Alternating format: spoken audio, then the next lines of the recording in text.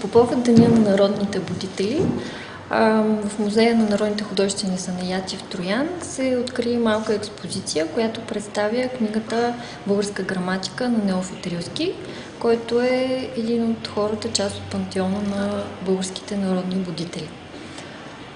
Книгата е издадена през 1835 година в Крагуевац и всъщност е първата граматика, чрез която се отделя черковно-славянски език от езика, ползван от хората.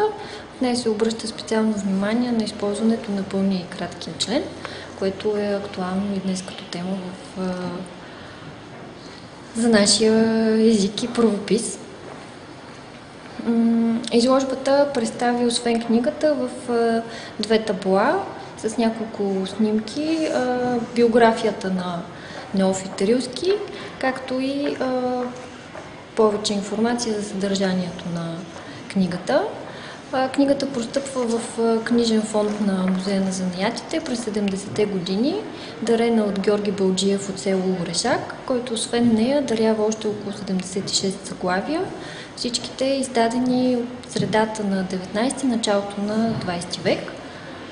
Изложбата ще може да бъде видяна в фоайето на музея до около 10 декември.